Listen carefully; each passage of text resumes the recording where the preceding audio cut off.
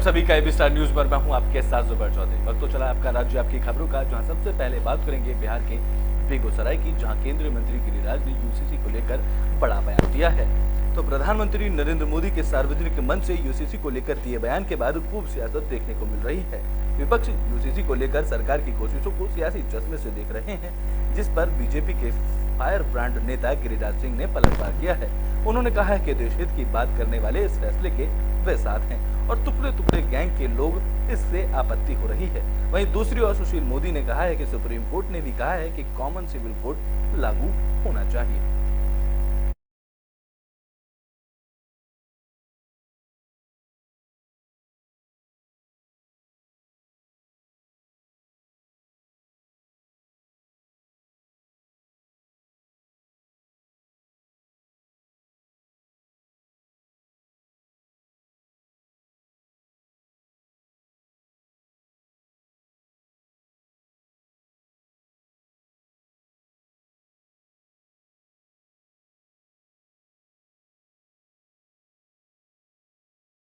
एक देश एक कानून, और इसे वोट के चश्मे से, धर्म के चश्मे से जो लोग देखते हैं वो देश के हित की बात नहीं कर सकते।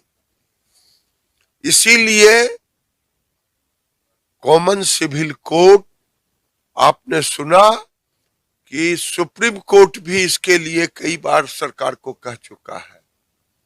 इसलिए जरूरी है एक देश एक कानून। आज देखिए ना, कश्मीर में 370 धारा हट गया।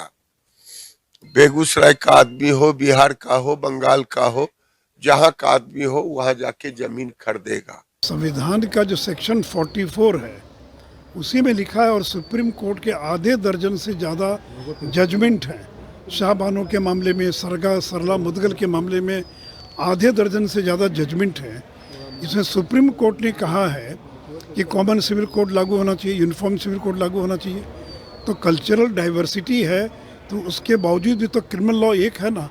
हत्या के मामले में हिंदू, मुसलमान, ईसाई के लिए अलग अलग कानून नहीं है। तो वैसे ही अगर एक पुरुष की एक पत्नी होनी चाहिए, बहुपत्नी नहीं होनी चाहिए, इसमें कल्चरल डाइवर्सिटी का क्या संबंध है? अगर डाइवोर्स के बाद अगर तलाक हो जाता है और तलाक का कानून समान होना चाहिए, इसमें कहाँ कोई बाधा है? या अगर किसी महिला का तलाक हो गया तो उसको गुजारा भत्ता मिलना चाहिए, इसमें कहाँ कोई। बुलेटिन में बात कर लेते हैं बिहार के पटना की, जहां सीएम नीतीश कुमार ने जेडीयू के विधायकों से मुलाकात की है। तो विपक्षी एकजुटता की मुहिम के बीच मुख्यमंत्री नीतीश कुमार ने अपने विधायक से मिलने जुलने का कार्यक्रम फिर शुरू किया है, जहां पिछले 2 दिनों से उनका विधायकों से मिलने का सिलसिला लगातार जारी है, जिसे लेकर कई तरह के कयास भी लगाए जा रहे हैं। लेकिन विधायकों का कहना है कि क्षेत्र की विकास योजनाओं को लेकर ही मुख्यमंत्री फीडबैक ले रहे हैं। बता दें कि मुख्यमंत्री ने पार्टी कार्यालय में भी महीने से 3 दिन बैठक करने का फैसला किया था, लेकिन वो कार्यक्रम फिलहाल स्थगित कर दिया गया है। हालांकि अब मुख्यमंत्री आवास में एक बार फिर से विधायकों और पार्टी के नेताओं के मिलने का सिलसिला शुरू हो चुका है। जानकारी मिल रही है कि सीएम अपने सांसदों से भी मुलाकात करेंगे और उनसे भी फीडबैक लेंगे। माननीय गृह मंत्री जी के पास इतना ही काम रह गया है, प्रमाण पत्र लेके घूमते हैं कि कौन जो है अच्छे हैं, कौन बुरे हैं। पहले अपने गिरवा में झांकना चाहिए। उनके साथ जब तक रहते हैं तब तक उनको बहुत अच्छा नज़र आता है, और उनका साथ छोड़ते लोग उनको प्रमाण पत्र देने लगते हैं। नाहक में अपना समय बर्बाद कर रहे हैं बिहार में आकर के गृह मंत्री जी। और बिहार के बारे में पहले आने से पहले उनको जानकारी कर लेना चाहिए, और केंद्र सरकार की कौन योजना है, राज्य सरकार के द्वारा कौन कौन योजना चलाया जा रहा है, ये सब जानकारी करके आना चाहिए। या नहीं तो स्थानीय भारतीय जनता पार्टी के नेता को उनको समझाना चाहिए था। तो ये तो गलत है कि वो मेडिकल कॉलेज में सारा का सारा राशि राज्य सरकार का लगा हुआ है, इंजीनियरिंग कॉलेज में सारा का सारा राशि राज्य सरकार का लगा हुआ है। घर घर तक नल जल पहुंचाने का काम माननीय मुख्यमंत्री जी ने किया है। यहाँ तक कि जो उस मद में कुछ थोड़ा बहुत राशि दी गई थी, राज्य सरकार ने उसको लौटाने का काम किया। उसके बावजूद भी उनको अगर जानकारी नहीं है तो ये तो बड़ा शर्मनाक बात है कि एक गृह मंत्री जी को योजना के बारे में जानकारी।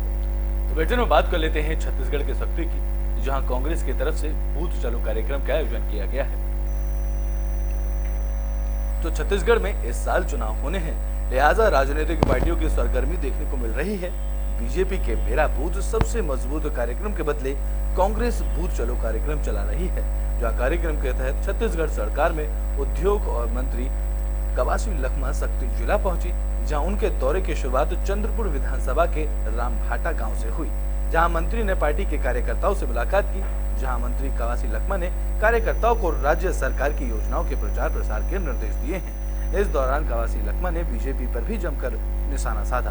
उन्होंने कहा है कि छत्तीसगढ़ में पूर्व बीजेपी सरकार ने 15 साल और मौजूदा केंद्र सरकार के 9 सालों में कोई काम नहीं हुए, जहां महंगाई बढ़ी है और बीजेपी ने जनता को धोखा देने का काम किया है।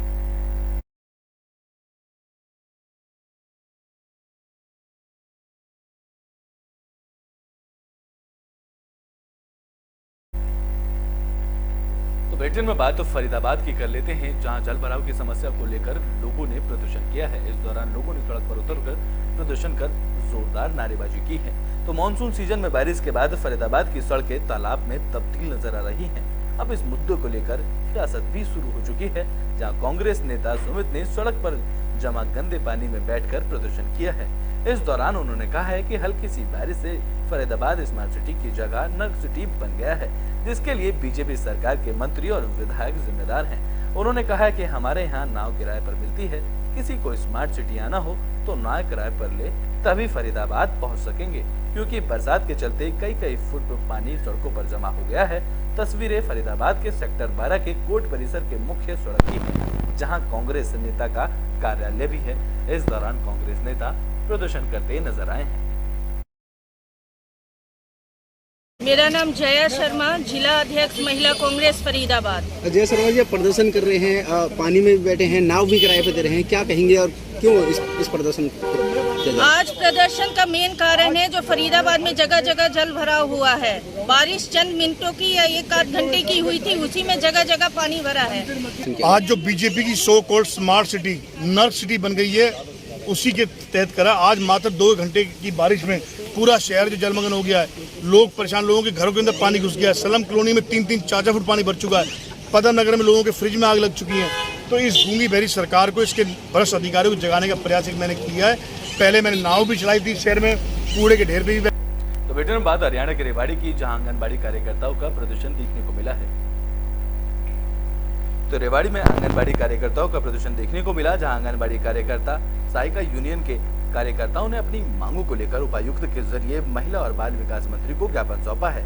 इससे पहले नेहरू पार्क में भी सभा की गई थी, जिसमें सरकार से मांग की गई कि सरकार अप्रैल 2022 से यूनियन के साथ हुए समझौते को पूरा करे और हड़ताली कार्यकर्ताओं के मानदेय में की गई 75% की नाजायज कटौती तुरंत वापस की जाए। उन्होंने चेतावनी दी है कि अगर सरकार ने इस समझौते को लागू नहीं किया तो यूनियन एक बड़ा आंदोलन करने को मजबूर होगी, जहां कार्यकर्ताओं का कहना है कि सरकार बिना मोबाइल दिए ऑनलाइन काम का दबाव बना रही है, जो गलत है। इसके अलावा सिलेंडर में पूरे पैसे नहीं दिए जा रहे हैं, जहां सेंटरों में रजिस्टर और बाकी सामग्री उन्हें खुद के पैसों की लानी पड़ती है और सेंटरों का मासिक किराया भी कम दिया जा रहा है। इसके अलावा महंगाई भत्ते को मानदेय के साथ जोड़कर हर 6 महीने के वेतन बढ़ोतरी और खाली पदों को भरने की भी मांग यूनियन की तरफ से और कार्यकर्ताओं की तरफ से की गई है। हमारे पास मोबाइल फोन की कोई सुविधा नहीं है, लेकिन हमें ऑनलाइन काम करवाया जाता है। PMMY के फार्म हमसे खुद भरवाए जाते हैं, ना कि सुपरवाइजर भरती है, ना तो हमारा मानदेय किराया टाइम पे आता है और ना हमारे सेंटरों का किराया दिया जाता है। हमें रजिस्टर, पेन, झाड़ू, जो भी साबुन है वो सब कुछ हमें अपने जेब से खर्च करना पड़ता है। हमारा विभाग हमें कुछ नहीं देता। सिलेंडर के पैसे कई महीने हो जाते हैं, वो देते नहीं है। हेल्पर सिलेंडर यूज कर 7,000 रुपये उनको सारे मिलते हैं, उसमें वो सिलेंडर का पैसा अपने घर से लगाती है। 1150 रुपये सिलेंडर भरा जाता है गवर्नमेंट। तो बेटे में बात छत्तीसगढ़ के जांजगीर चांपा की, जहां सीएम कन्या योजना के तहत कार्यक्रम का आयोजन किया गया।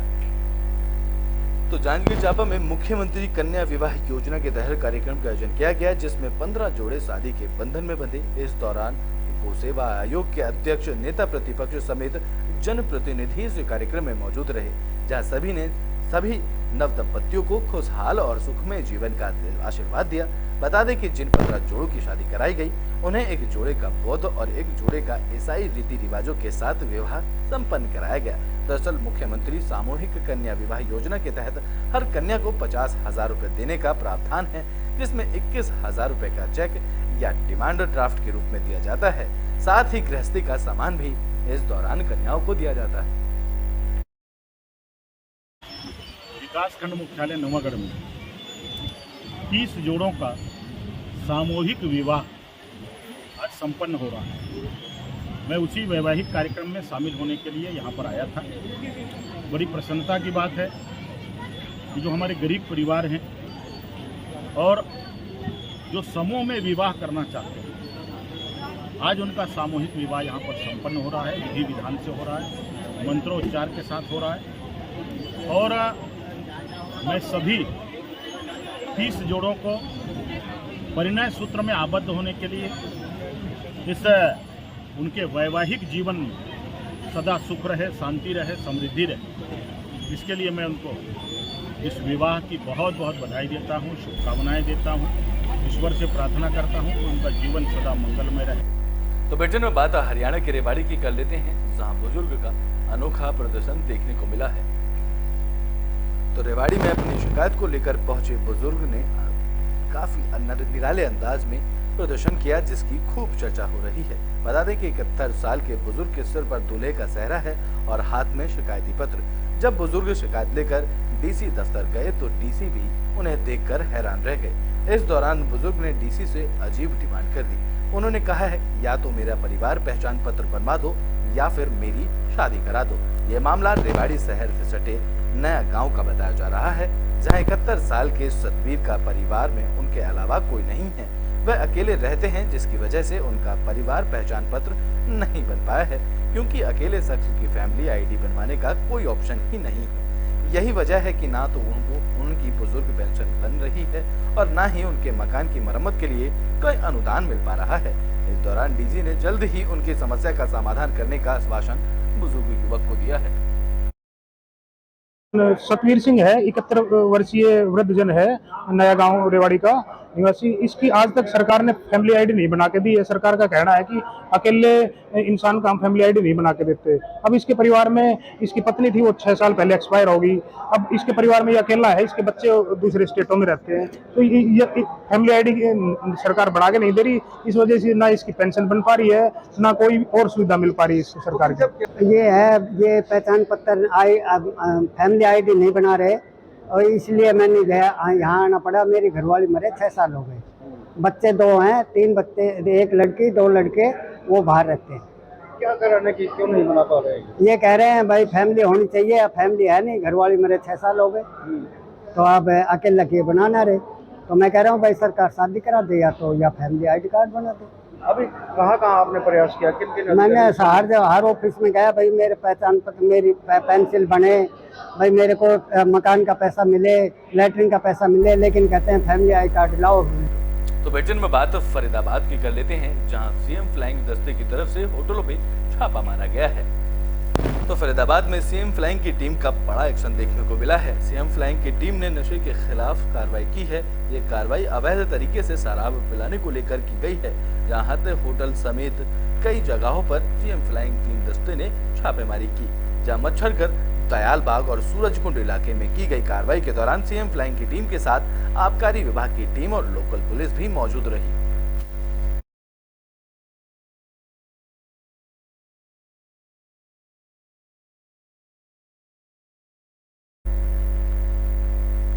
तो बुलेटिन में बात है छत्तीसगढ़ के जांजगीर चांपा की, जहां पुलिस को बड़ी कामयाबी हाथ लगी है। पुलिस ने एक तस्कर को गिरफ्तार किया है। तो जांजगीर चांपा में बलौदा पुलिस को बड़ी कामयाबी मिली है। पुलिस ने अवैध गांजे के साथ आरोपी को गिरफ्तार किया है। आरोपी की पहचान शालिक राम पटेल के रूप में हुई है, जो नवापारा का रहने वाला बताया जा रहा है। पुलिस ने शालिक राम के कब्जे से 2 किलो 600 ग्राम गांजा बरामद किया है और मामला दर्ज कर पुलिस अब आगे की कानूनी कार्रवाई में जुट गई है।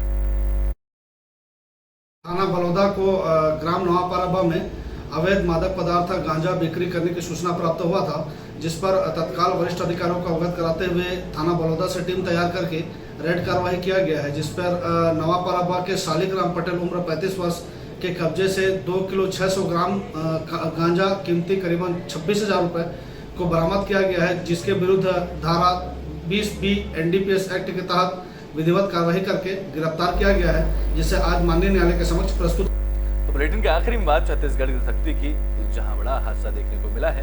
इस दौरान रेलवे ट्रैक पार करते वक्त एक ट्रक में भीषण आग लगी है। तो छत्तीसगढ़ के शक्ति जिले में हादसे की खबर सामने आई, जहां देर रात बर्रा द्वार सरकेली फाटक पर बड़ा हादसा हुआ, जहां रेलवे क्रॉसिंग पार करते वक्त ट्रक OHI तार के संपर्क में आ गया, जिससे ट्रक में आग लग गई, जहां ट्रक पूरी तरह से जलकर खाक हो गया। इस घटना के बाद घंटों तक नेशनल हाईवे 49 जाम रहा और रात को कई यात्री ट्रेन में घंटों तक भी कई ट्रेन के यात्रियों को भी कड़ी मशक्कतों का सामना करना पड़ रहा है। जहां रात को कई यात्री ट्रेन भी घंटों तक खड़ी रही, जहां सुबह जाकर रेलवे ट्रैक और NH 39 पर यातायात सामान्य हो सका है।